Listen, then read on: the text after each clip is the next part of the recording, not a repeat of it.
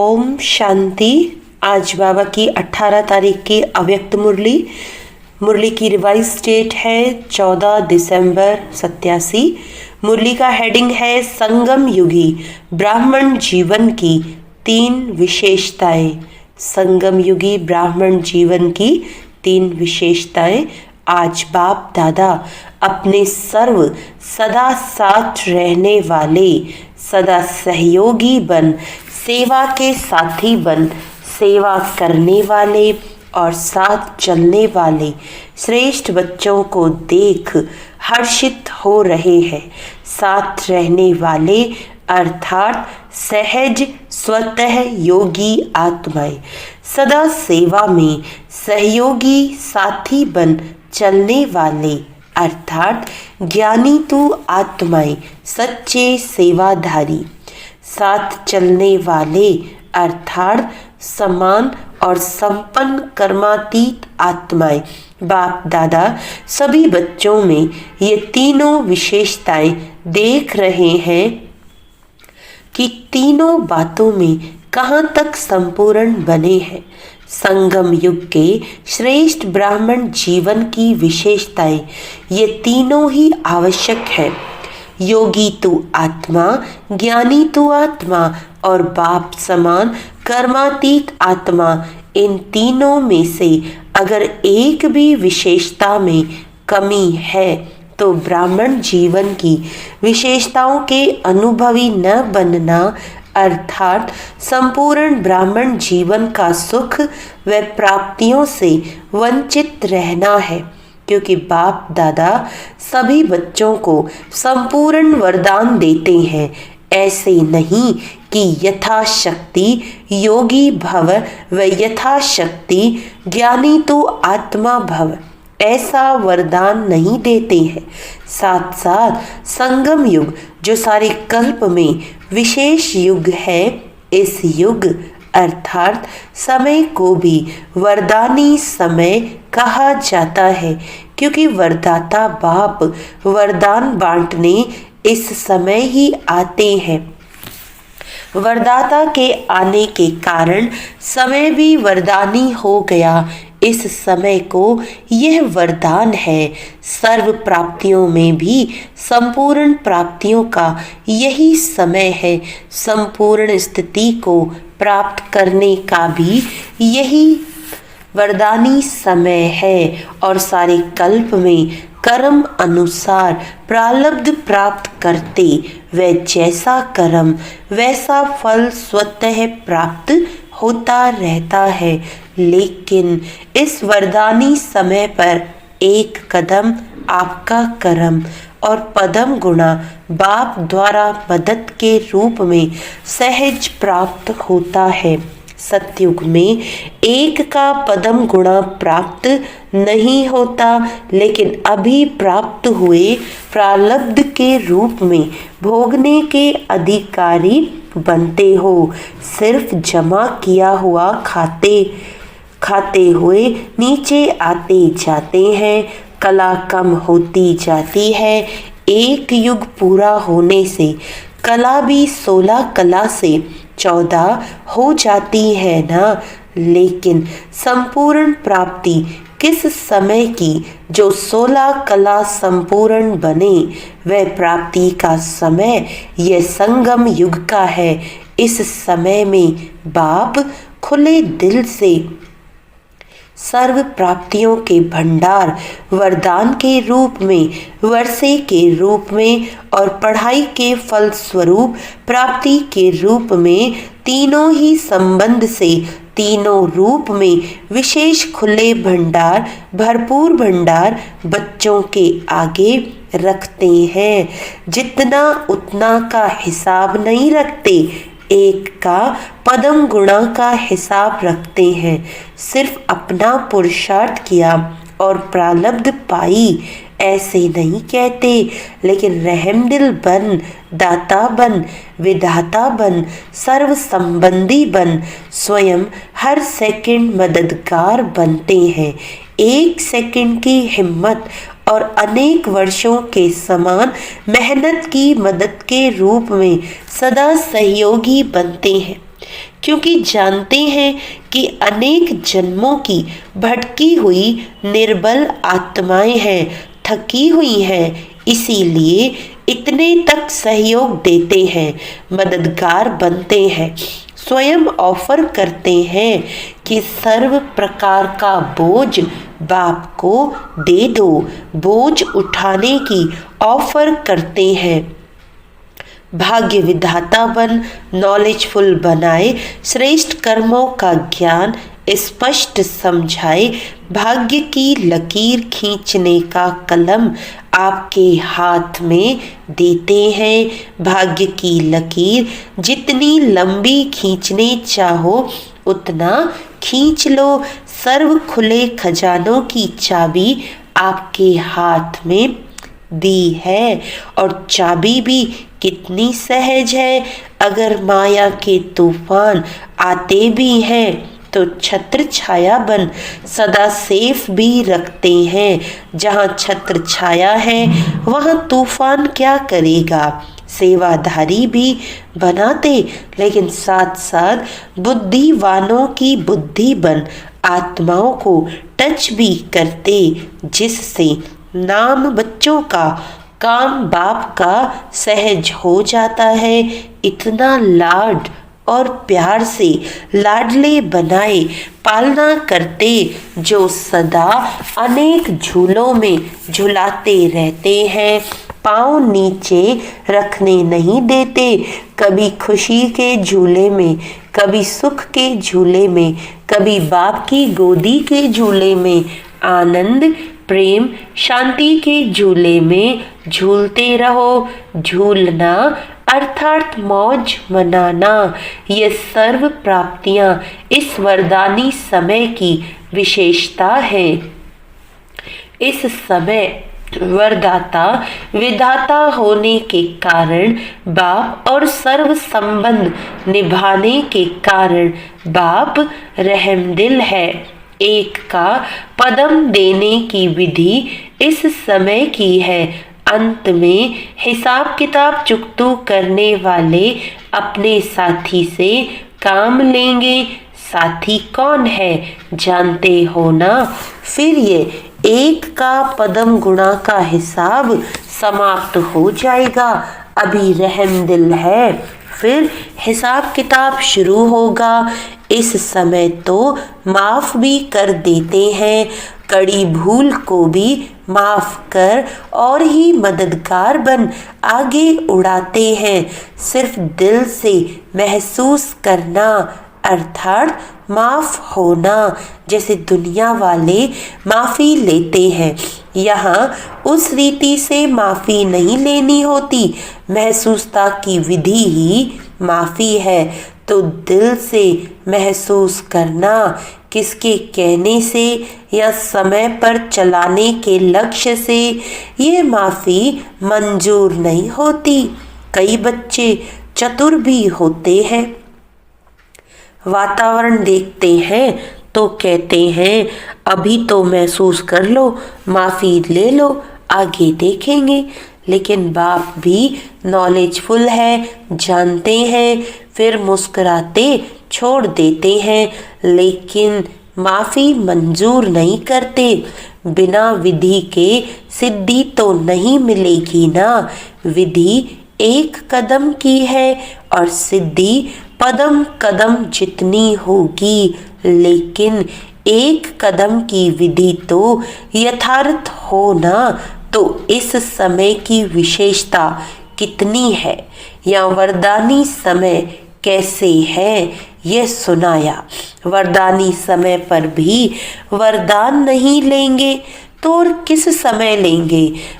समय समाप्त हुआ और समय प्रमाण, ये समय की विशेषताएं भी सब समाप्त हो जाएंगी। इसीलिए जो करना है, जो लेना है, जो बनाना है, वह अब वरदान के रूप में बाप की मदद के समय में कर लो, बना लो। फिर ये डायमंड चांस मिल नहीं सकता। समय की विशेषताएं तो सुनी, समय की विशेषताओं के आधार पर ब्राह्मण जीवन की जो 3 विशेषताएं बताई, इन तीनों में संपूर्ण बनो। आप लोगों का विशेष स्लोगन भी यही है, योगी बनो, पवित्र बनो, ज्ञानी बनो, कर्मातीत बनो। जब साथ चलना ही है तो सदा साथ रहने वाले ही साथ चलेंगे। जो साथ नहीं रहते वे साथ चलेंगे कैसे? समय पर तैयार ही नहीं होंगे तो साथ चलने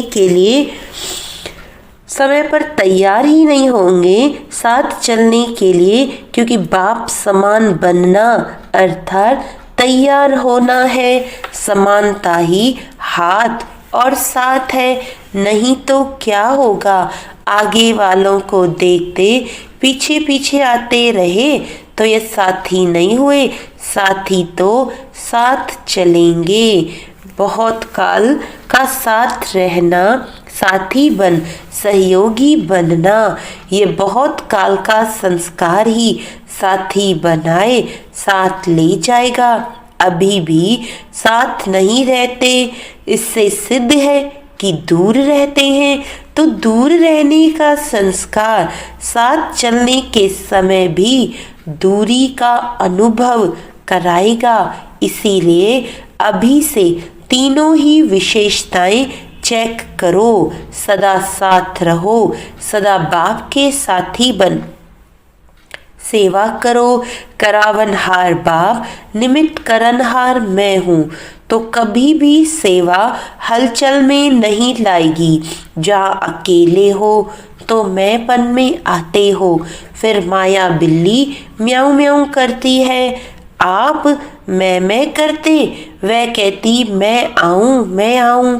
माया को बिल्ली कहते हो ना, तो साथी बन सेवा करो।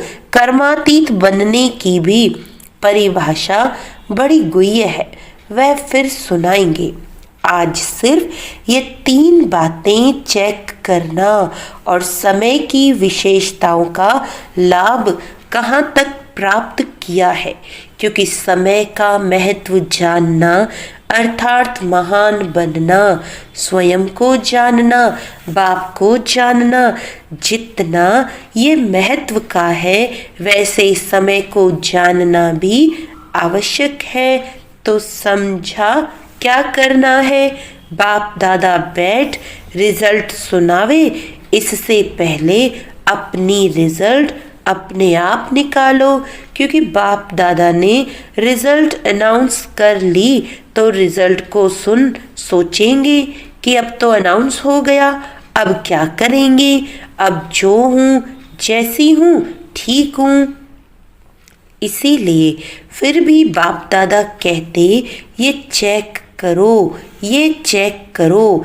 यह इनडायरेक्ट रिजल्ट सुना रहे हैं, क्योंकि पहले से कहा हुआ है कि रिजल्ट सुनाएंगे और समय भी दिया हुआ है। कभी 6 मास, कभी 1 वर्ष दिया है। फिर कई ये भी सोचते हैं कि 6 मास तो पूरे हो गए, कुछ सुनाया नहीं, लेकिन बताया ना कि अभी फिर भी कुछ समय रहमदिल का है, वरदान का है। अभी चित्रगुप्त गुप्त है, फिर प्रत्यक्ष होगा। इसीलिए फिर भी बाप को रहम आता है। चलो 1 साल और दे दो, फिर भी बच्चे हैं। बाप चाहे तो क्या नहीं कर सकते? सबकी एक एक बात अनाउंस कर सकते हैं। कई भोलानाथ समझते हैं ना, तो कई बच्चे अभी भी बाप को भोला बनाते रहते हैं। भोलानाथ तो है, लेकिन महाकाल भी है।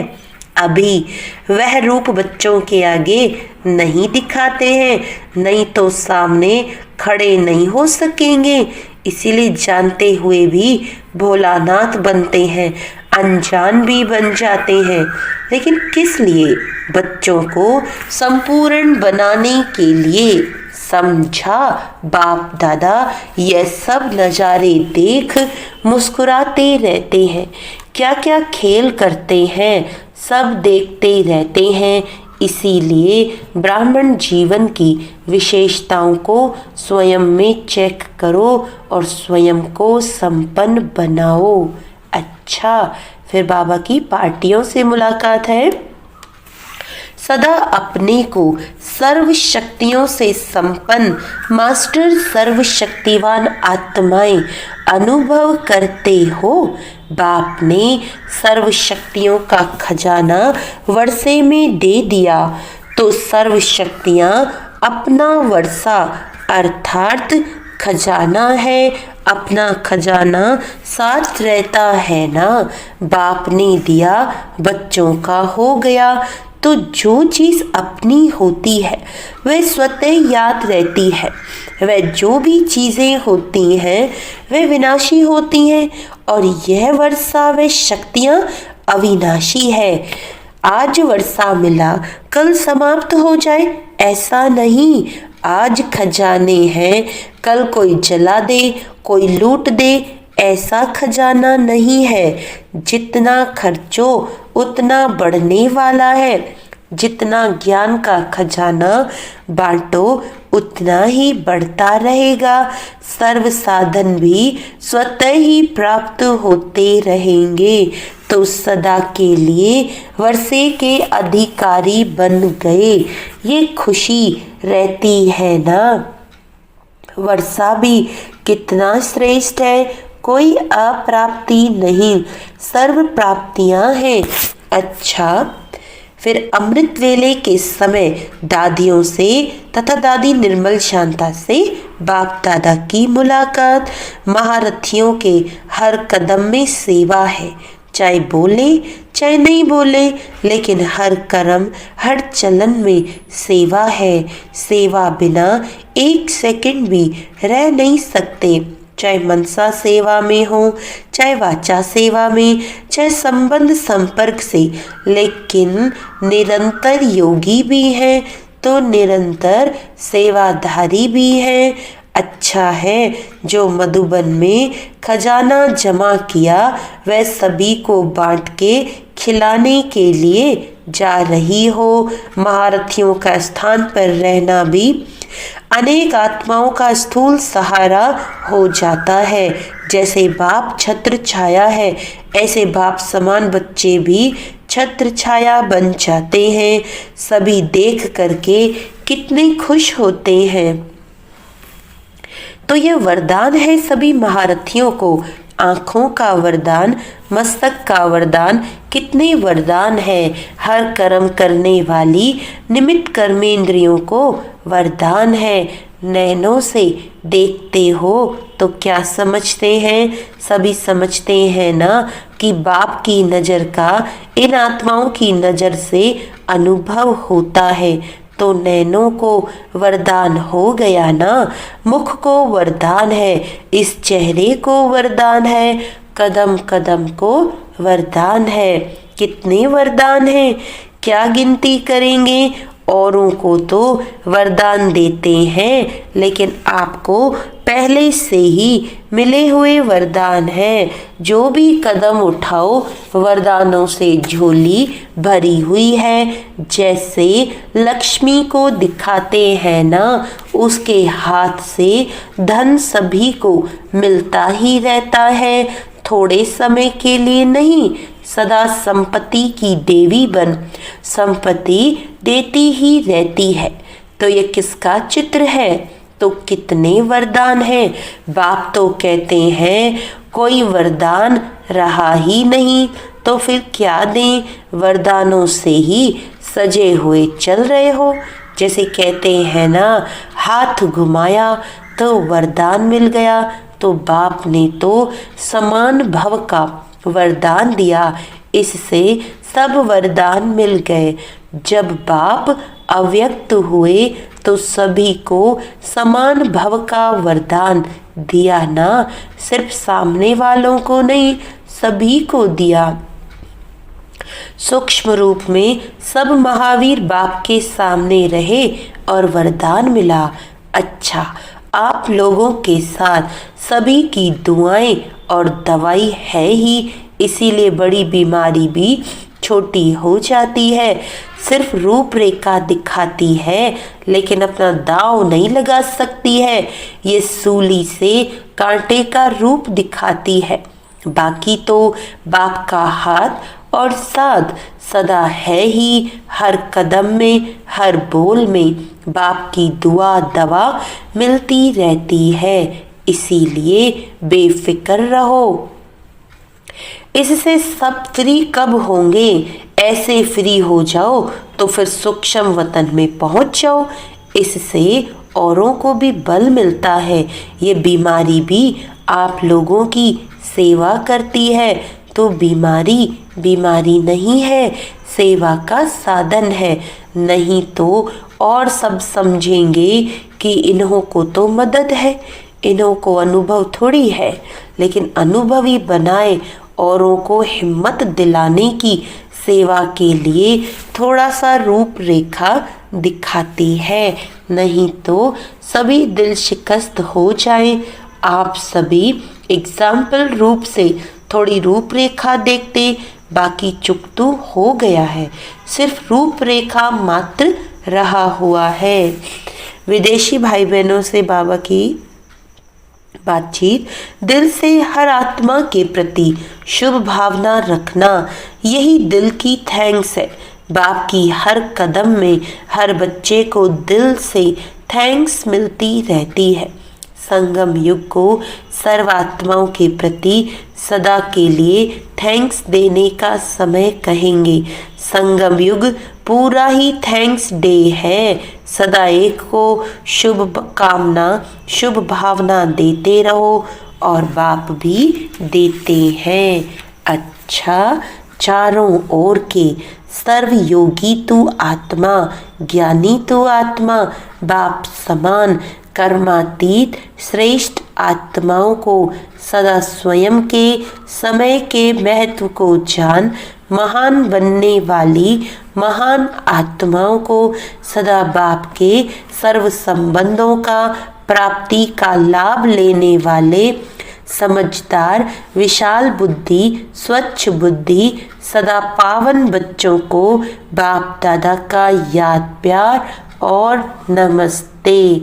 हम रूहानी बच्चों की रूहानी बाप दादा को याद प्यार गुड मॉर्निंग, नमस्ते नमस्ते नमस्ते जी। अच्छा, आज का वरदान है खुशी के साथ शक्ति को धारण कर विघ्नों को पार करने वाले विघ्न जीत भव। खुशी के साथ शक्ति को धारण कर विघ्नों को पार करने वाले विघ्न जीत भव। जो बच्चे जमा करना जानते हैं वे शक्तिशाली बनते हैं। यदि अभी अभी कमाया, अभी अभी बांटा और स्वयं में समाया नहीं तो शक्ति नहीं रहती। सिर्फ बांटने व दान करने की खुशी रहती। खुशी के साथ शक्ति हो तो सहज ही विघ्नों को पार कर विघ्न जीत बन जाएंगे। फिर कोई भी विघ्न लगन को डिस्टर्ब नहीं करेंगे। इसीलिए जैसे चेहरे से खुशी की झलक दिखाई देती है, ऐसे शक्ति की झलक भी दिखाई दे। स्लोगन है, परिस्थितियों में घबराने के बजाय उन्हें शिक्षक समझकर पाठ सीख लो। परिस्थितियों में घबराने के बजाय उन्हें शिक्षक समझकर पाठ सीख लो।